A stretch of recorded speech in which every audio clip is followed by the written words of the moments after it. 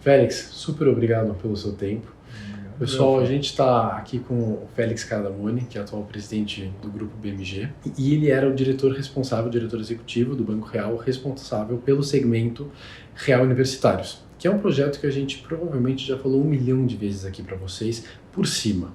Só que, graças a Deus, não sei como, eu acabei conseguindo o contato do Félix, e a gente teve a oportunidade de marcar esse papo com ele, para ele contar para a gente em mais detalhes como é que era esse projeto que impactou a vida de tantos jovens e que certamente ajudou vários, jovens à época, né, isso foi no final dos anos 90, começo dos anos 2000, a colocarem suas finanças em ordem, a se tornarem investidores, e, enfim, terem uma vida financeira muito mais saudável. Então, Félix, obrigado por nos receber e conta pra gente um pouquinho do que foi o projeto, o segmento, né, Real Universitários, e daí vamos destrinchar ele aos pouquinhos. Muito obrigado pela oportunidade, um prazer estar aqui com vocês e poder compartilhar um pouquinho da história do programa universitário, o programa universitário do Banco Real. Bom, na realidade, eu sou oriundo assim, do Banco ABN, em 1998, provavelmente muitos dos colegas aqui que estão assistindo não tinham nem nascido ainda, mas em 98 nós compramos o Banco Real, né? Naquela época, sei lá, um ano depois, alguma coisa assim, ano 2000, eu me tornei diretor executivo do banco e passei a ser responsável por toda a segmentação e modelo de atendimento do banco e CRM. E dentro das minhas atividades eu tinha clientes de baixa renda, clientes de renda média, clientes de alta renda, que hoje é o Van Gogh, depois virou Select, né, pelo Santander, e tinha o programa Universitários, né, e tinha a PJ também. E o programa Universitários era um negócio assim super bacana, que na realidade foi uma visão dos antigos executivos, donos do Banco Real, lá na época do Alísio Faria, que a gente herdou, né? Então, assim, nós herdamos esse programa universitário, que era uma coisa que já existia no banco, como existiam outras coisas que eram espetaculares, como 10 dias sem juros, no cheque especial, etc. Então, assim, o banco tinha produtos e projetos muito inovadores. E eu tive a honra de passar a ser responsável por isso, né? Mas, obviamente, a gente queria dar uma repaginada, né, em tudo que estava sendo feito, né? Porque a gente olhava e falava assim, cara, esse negócio aqui tem um potencial enorme, né? O diretor responsável na época era o Antônio Barbosa, né? Que hoje ele é o founder da HomeFin, que é uma empresa de home equity também, eu sou investidor, então já faço um jabá aqui, né? Mas basicamente era assim, né? Não existia internet, né? Acho que é importante a gente contextualizar assim que o mundo era totalmente diferente naquela época, né? Nós estamos falando de 24, 25 anos atrás, né? Mas o conceito qual era? O conceito era assim, vamos acreditar nesses jovens universitários. Esses jovens universitários, eles serão o futuro da nossa base de clientes, eles serão o nosso futuro cliente de alta renda, né? Porque eles estão entrando numa faculdade, eles vão se formar, eles vão se tornar profissionais de sucesso, cada um vai ser médico, outro vai ser engenheiro, outro vai ser dentista. Também não existiam todas essas profissões que existem hoje, e esses caras, a partir do momento, e mulheres, obviamente, que se formarem, eles vão lembrar da gente, né? Porque nós fomos o primeiro banco a acreditar neles. E aí a gente tinha um programa que basicamente a gente ia nas filas das faculdades na hora que os clientes estavam fazendo a matrícula. Então era um trabalho... Você entrou na faculdade, está fazendo sua matrícula, você entrou na faculdade, o Real tinha lá um stand lá. Você entrou na faculdade, você está na fila para fazer a matrícula, está lá de um lado os veteranos querendo dar o trote nos bichos e a gente do outro lado da fila para abrir a conta dos bichos. Era tão simples quanto isso, né? Obviamente, depois, se ele tivesse no primeiro, segundo ano que quisesse abrir, também não tinha problema, mas ele tinha que ser um estudante universitário, ele tinha que provar que ele estava cursando uma faculdade. Esse era o princípio. E na época, a gente fazia uma coisa que ninguém fazia, que a gente dava crédito para esse público. né? Porque, teoricamente, esse público não tinha renda, não tinha histórico de crédito, consequentemente, você não podia dar crédito. Mas, obviamente, também a gente tinha visto o histórico já que tinha sido feito no banco. A gente olhou aquilo, quando a gente comprou o banco, olhamos o portfólio e falamos, cara, esse portfólio é legal. Os clientes, eles pagam em dia, né? Obviamente, tem um índice de inadimplência X, mas primeiro, a gente olhou estatisticamente e a gente viu que economicamente o negócio era viável, então dava para apostar, né, e crescer. E segundo, que a gente olhou também, né, não tinha cloud, não tinha nada, então para acessar a base de dados era extremamente complexo, mas a gente viu que esses ex-clientes universitários, eles estavam presentes também no nosso cliente de média renda, que na época a gente chamava de clientes do segmento especial, e tinham vários também no segmento de alta renda, que chamava Premium, alguma coisa assim, depois passou a chamar Van Gogh, que ficou super famoso no Van Gogh. Então era um investimento que a gente fazia na cabeça, esse portfólio era um portfólio rentável e o cliente ia amadurecendo profissionalmente, mas ele se mantinha fidelizado conosco. Então qual era a oferta? Você abre a conta e você vai ganhar um talão de cheque, com um cheque especial de R$300 na época e um limite no cartão de crédito também de R$300. E tinha tarifa? Devia ter. Alguma coisinha. A conta tinha. Era uma conta normal, mas assim, o chamariz era o cartão de crédito e o talão de cheque que esse jovem não tinha nenhum acesso, né? E aí a gente começou a melhorar os mecanismos de comunicação, a gente começou a fazer parcerias com as faculdades para a gente poder acessar a base de dados, a gente começou a incrementar a nossa relação com as universidades e, consequentemente, também com o público universitário. E chegou num dado momento assim que a gente abria 100 mil contas por mês. Né? Obviamente tinha os picos, né, que eram as épocas de matrícula. E era pelo Brasil todo? O Brasil inteiro, assim, sem discriminação de que tipo de curso que era, tal. Então, assim, era muito legal, porque eu me lembro, assim, fui diversas vezes nas filas lá de matrícula e tal, e para abrir conta, né, acompanhando os funcionários e fazendo pesquisas e etc. Isso se mostrou super, assim, uma aceitação gigantesca por parte do público, né, e um resultado financeiro positivo da carteira, porque esse público, ele valorizava muito esse crédito que a gente dava, então ele dificilmente ele inadimplia com a gente, né?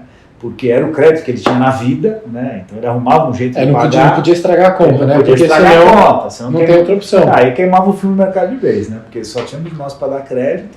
E outra coisa que eu acho que era mais legal ainda era o nível de fidelização que a gente foi acompanhando no ciclo de vida dos clientes, que esses clientes ficavam conosco assim para sempre. Eles se formavam, etc., e continuavam com a conta. Então o conceito era o seguinte: estou lá estudando direito, daqui a pouco eu vou virar abro a conta, hoje eu não tenho renda, daqui a pouco eu vou virar estagiário, eu tenho uma rendinha, depois eu vou virar analista, eu vou virar advogado daí advogado, eu não sei direito, porque embora eu faça direito, eu não quero seguir carreira, então eu não sei as nomenclaturas. Mas advogado associado, sênior, associado, até virar sócio.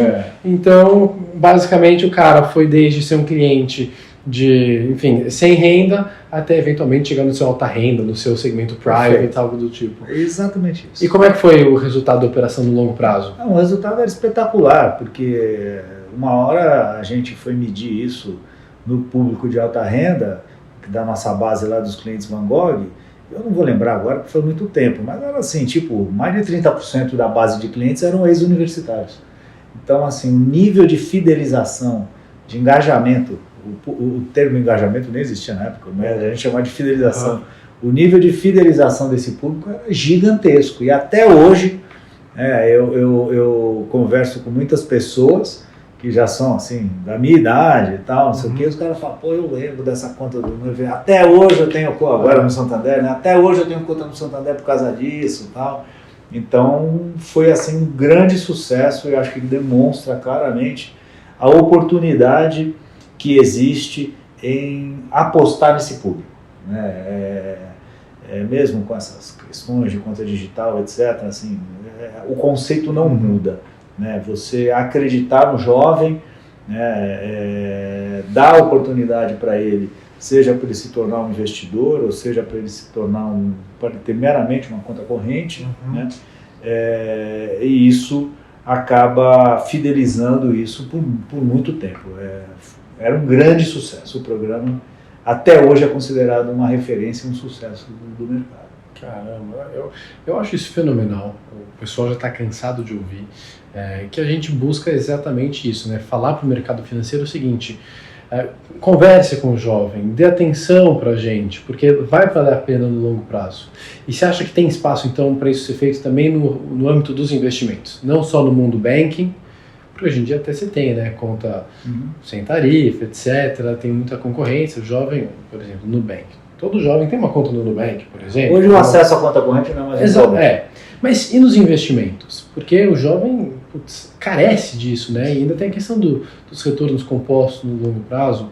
Você acha que tem espaço para isso acontecer nesse âmbito? Sim, eu tenho certeza absoluta que tem.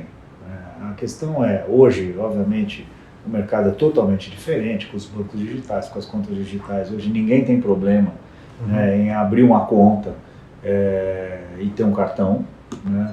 Então qualquer pessoa hoje consegue, né? Na realidade isso até virou um problema no mercado, né? Porque muita gente tem contas demais no mercado. Outro dia eu vi um estudo que tinha 4 ou 5 contas por habitante aqui, né? Isso gera um super endividamento, e até porque o problema é que as pessoas não têm uma boa educação financeira, né? Então eu acho que a questão aqui fundamental, né, começa com uma boa educação financeira. A cultura do imediatismo no consumo versus uma cultura de você começar a fazer um investimento de longo prazo, o mínimo que seja, né? Eu vou economizar R$10 por mês. É o exercício de economizar que é muito importante, né? A disciplina de você fazer isso. Você tem a vida inteira pela frente para consumir e para colher esses frutos. Então, eu acho que do ponto de vista de investimento, a abordagem de uma educação financeira, né? A abordagem de você ter os produtos corretos para investir, né? Obviamente, o jovem pode arriscar um pouco mais, né? Então, mas eu tenho filhos jovens, né? Então eu me lembro da época das bitcoins, né? Aí não investe. Eu tive um caso em casa, né? E estava ganhando assim 200 e tantos %. Aí eu cheguei, falei pro meu filho, eu falei, tira o principal, né? Assim, mantém o principal lá, tira o lucro, põe no CDB. Ah, pai, pô, imagina. Pô, e ele te ouviu? Não ouviu, virou pó. Agora tá voltando um pouquinho. Mas vai ter que aprender fazendo, né? Então, eu acho que, primeiro, né, a educação financeira eu acho que é muito importante, né? Então, você tem renda variável, você tem renda fixa, hoje você tem as cripto e assim por diante, né? Então, o portfólio, as oportunidades são muito grandes, né? Saber administrar, né, e saber o que funciona e para que funciona e quais os riscos que as pessoas estão correndo é muito importante, né? Tem um objetivo, claro, né? Quanto que eu quero poupar, para que eu quero poupar, né? Sair um pouquinho do imediatismo do consumo, né? Que você hoje pega um cartão de crédito com 10, 12 vezes sem juros, então você está sempre consumindo. Quando você olha, eu tenho 2, 3 cartões, comprei um monte de coisa, você está devendo uma baita grana, né? E pagar juros assim no curto prazo para consumo é uma coisa nociva, porque os juros são altos, né? Assim, tomar empréstimo não é nada, não tem nada de errado, seja se você quer financiar um sonho, né? Seja que você tem uma emergência, né? Mas você gastar por gastar, para antecipar consumo, isso pode virar uma bola de neve.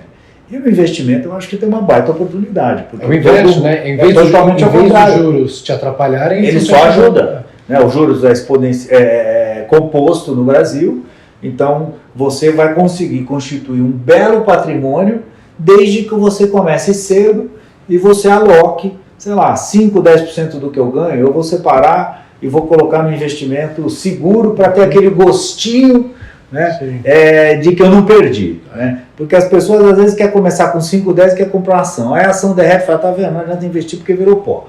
Né? Então tem um fator psicológico que é muito importante. Então usar os juros a favor, no produto correto, para você começar a ter aquele gostinho que você está acumulando, eu acho que vai criando um círculo, vamos dizer assim, positivo, vicioso. Positivamente vicioso, excelente. Legal, maravilha, que bacana. E conta pra gente um pouquinho da sua carreira. Vamos aproveitar esse momento para trazer mais um caso de sucesso que possa te servir de inspiração para os jovens. Como é que você começou no mercado financeiro? Cara, eu parto do princípio, e falo isso para todos os lugares que eu passei, que assim, eu não sei o que você vai fazer, né? Mas você tem que fazer o que você ama.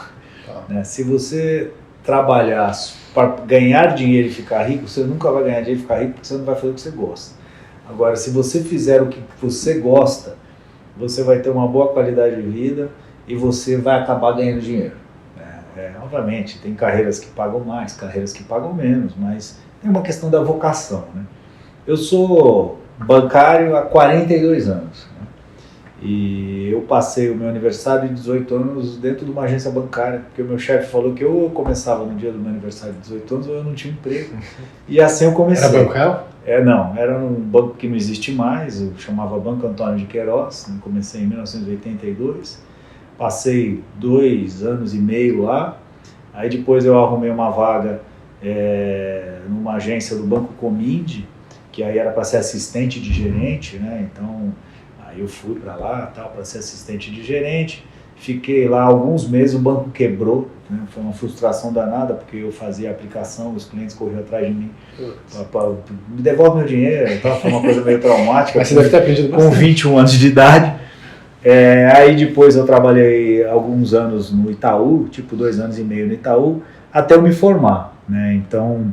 Nossa, então, desculpa te interromper, mas na faculdade você trabalhou em 3 bancos? Na faculdade eu trabalhei em 3 bancos. Legal. Porque eu bombei o primeiro ano da faculdade, aí o segundo ano da faculdade, meu pai falou, cara, esse segundo ano eu já paguei, agora a partir de agora o que paga é você. Né? E aí eu comecei a pagar minha faculdade, aí tinha que trabalhar para pagar a faculdade e tal, mas eu não podia parar de estudar. Então eu fiz uma faculdade de administração de empresas, eu sou de Santos, eu fiz lá em Santos à noite, então trabalhava durante o dia e fazia faculdade à noite. E aí, quando eu terminei minha faculdade, eu tomei a decisão que eu queria aprender inglês, né? E eu sempre gostei de viajar. Aí eu fui para os Estados Unidos, para Nova York, em 1987, morei com 4 amigos meus lá. Você estava lá? Foi 87 a crise, não foi? Teve uma crise em 87. Mas você trabalhava ou você só estudava lá? Não, eu era bike messenger, né? Hoje aí os caras que fazem entrega de bicicleta, eu fazia isso em Manhattan em 87. Legal. E à noite eu estudava inglês. Bacana. E eu sou ciclista há 37 anos, foi lá que eu comecei minha vida como ciclista. Então eu fazia entregas durante o dia para ter dinheiro, à noite eu estudava inglês. Aí voltei pro Brasil em 88, entrei no ABN, né? Como funcionário do back-office da mesa de trading, mas só eu sabia falar inglês. Naquela época, né, ninguém sabia falar inglês quase. E aí em 3 meses eu já era trader.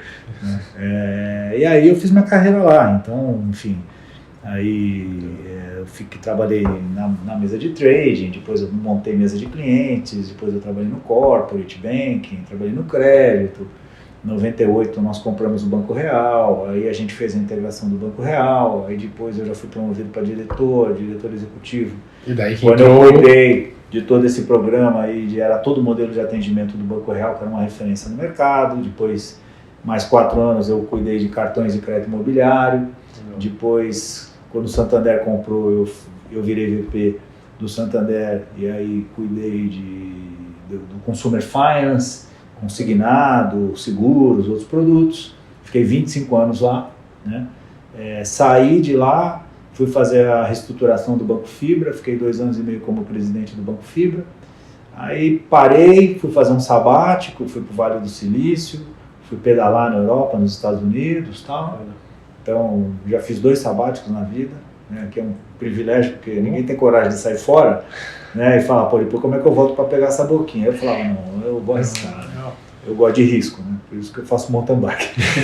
Nossa, não é ciclismo padrão, né? Não, é mountain bike, então é uma coisa mais radical. E aí fui para Connect Car, né, em 2016, porque eu comecei a ver essa transformação do digital chegando, né? Na época que eu cuidava do Consumer Finance do Santander, eu também era presidente da Web Motors. E eu comecei a fazer testes AB na Web Motors, eu vi como a arquitetura tecnológica da Web Motors era totalmente diferente do banco com mainframe. Eu falava, nossa, eu posso inventar produto, eu posso pôr um botão falso aqui para testar demanda. E eu me apaixonei por aquilo. E aí eu tive a visão assim, eu falei assim, eu preciso aprender isso mais profundamente, porque o mundo de banco vai ser impactado por isso em algum momento. E aí eu tinha ido no Vale do Silício, na Singularity, fiz o curso lá e tal, então eu estava empolgado com esse negócio de tecnologia, e a Connect Car era uma empresa do Banco Itaú, na época, que o Banco Itaú tinha acabado de comprar, e da Rede Ipiranga, e tinha que brigar com o Sem Parar, né? O Sem Parar tinha 97% de market share e a gente tinha 2,5%. Mas eu tive que estar pelas costas por trás, né? E a Ipiranga também.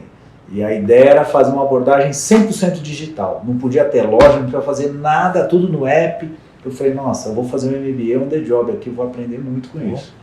E aí fiquei 6 anos na Connect Car, a gente saiu de 2,5% de market share e fomos para 20%. Uau. Tudo vendendo no digital.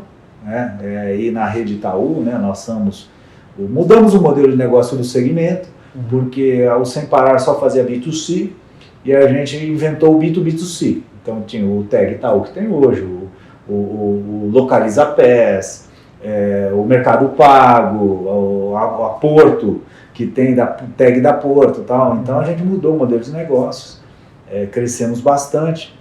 Aí o negócio estabilizou e quando o negócio fica estável, já perde a graça, é hora de fazer um sabático. Aí eu fiz outro sabático de 1 ano e estou 1 ano aqui como presidente do BMG. Mas assim, para making the long story short, eu amo o que eu faço. Eu adoro o banco, adoro o mercado financeiro. Todo mundo fala que é super estressante e tal, mas assim, a partir do momento, ser médico também né? Às vezes eu converso com amigos meus médicos, ele fala, quando você trabalha no fim de semana? Não, no fim de semana eu só na bicicleta. Ele fala assim, não, e o teu horário? Eu falei, cara, eu 7 horas da noite eu vou embora para casa. Mas cara, é tudo uma questão de disciplina, organização. Médico é muito mais estressante, ninguém me liga 1h da manhã, só se der um problema brutal, tudo bem. Mas assim, eu acho que a partir do momento que você curte a sua profissão, né, você tem paixão por ela, você não se estressa com ela. Né? Você vai se divertindo com os problemas, vai aprendendo, você vai interagindo com gente. Então, assim, essa é a carreira. Né? E eu incentivo todo mundo aí a procurar o que gosta de verdade, apostar, né? E em paralelo investindo. Né? Porque cada pouquinho que você investe, né, faz muita diferença. Né? O meu avô, que era bancário também, eu gostei de banco por causa do meu avô, e ele sempre chegava para mim e falava assim, você tem que investir entre 5% e 10% do que você ganha. Eu falava assim, mas eu ganho muito pouco, não dá nem para pagar as contas. Ele não interessa. Né? Abra mão de 2 cervejas e poupe alguma coisa, né, para você ter a cultura de poupar. Isso eu estou falando isso em 1980 e pouquinho. Né? Então eu acho que é uma questão de hábito, de cultura, de disciplina, né? Apesar de a gente estar numa sociedade muito consumista, né?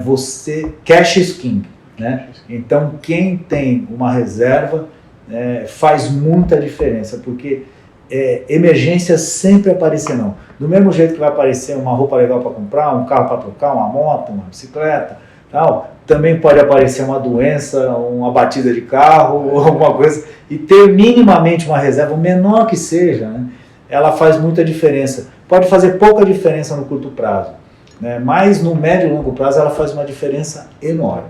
Isso eu acho um ponto muito importante pelo seguinte, o jovem não viveu o longo prazo ainda, né? Então, quando a gente sai falar com o mercado financeiro, etc., falar do conceito de investir a longo prazo, todo mundo fala assim, é isso aí. né? Só que quando a gente vai falar com um jovem, às vezes o longo prazo parece algo tão distante, eles falam, imagina, aos 30 eu começo. Mas eu vou dar um exemplo, para vocês pensarem também. Aconteceu comigo, eu tinha renda para pagar a prestação de um apartamento, eu pagava aluguel, eu tinha renda total para pagar a prestação do aluguel, mas eu não tinha uma poupancinha para dar entrada, né? Agora, se você começa a economizar desde cedo, se você tiver o dinheiro da entrada, você tem um financiamento imobiliário para comprar um apartamento. Sim. Né? Então, assim, hoje em dia, se você tem um emprego, é empresário, enfim, o que cada um quer, mas se você tiver 10, 20%, né, do valor do imóvel, 10 a 20% do valor do carro, você consegue dar entrada num apartamento. Então você fica imaginando o seguinte, né? Olha, eu vou pegar aqui e juntar 20%, eu vou comprar um carro. Puta, eu uso o carro, estou lá de carro, não fico gastando demais, porque muita gente quando compra o carro muda o padrão de vida, aí quebra porque gasta demais. Porque aí vai no shopping, viaja demais, gasta com gasolina, paga no pedágio e o cara quebra. Nada como trabalhar com varejo. Eu trabalhava no Consumer Finance na financeira, então era assim, eu falava assim, o que está acontecendo? Pô, a pessoa não tinha educação financeira, né?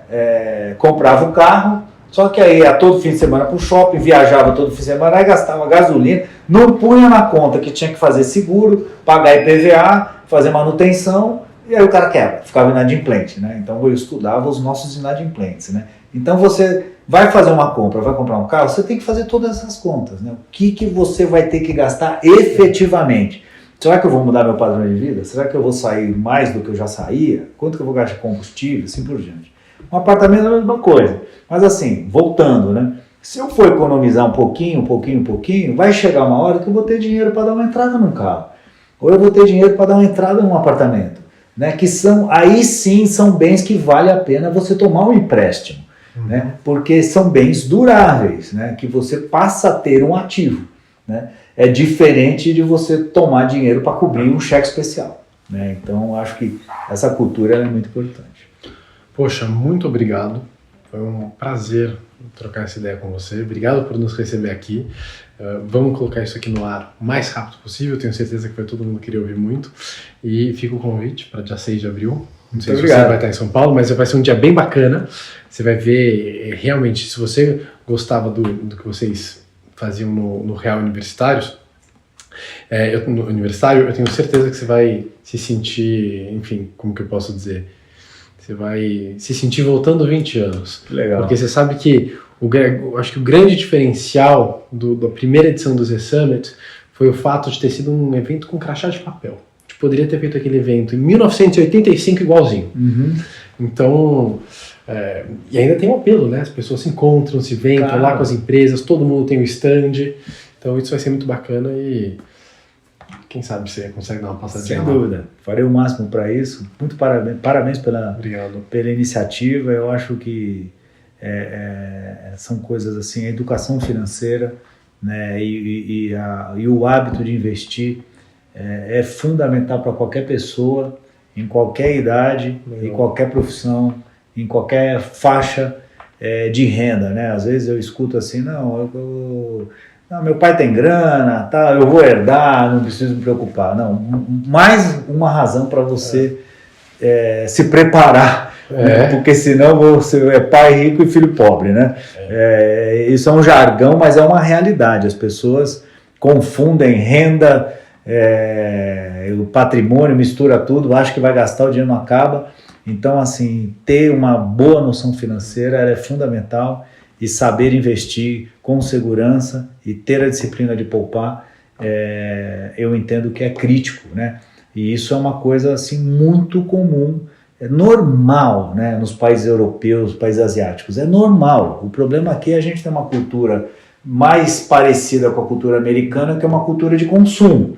E aí a gente perde isso, mas se você vai, principalmente nos países mais do norte da Europa, todo mundo tem a disciplina de poupar, né? Essa visão de escassez, sei lá, porque passaram por guerras ou coisa assim. E aqui a gente tem uma cultura mais americana, que é viver alavancado. Não dá para viver alavancado com juros desse nível. Né? E o país, na média, os juros é alto. Agora, você ser um investidor, menor que seja, nos juros desse nível, é um baita negócio. Né? Então vamos usar o lado bom de um juros real alto. Exatamente. E a gente acaba sendo pior que os Estados Unidos, né? Porque lá pelo menos os pais poupam desde cedo para fazer o college fund, não é? Aqui, essa mensagem tem que ser para os pais também. Seu filho nasceu, sua filha nasceu. Começa. Separa um pouquinho, claro, né? Vai pagar a faculdade dele, dela. Claro, sem dúvida nenhuma. É isso aí. Muito obrigado. Foi muito bom e certamente a galera vai usufruir muito. Que bom. Obrigadão. Bastante.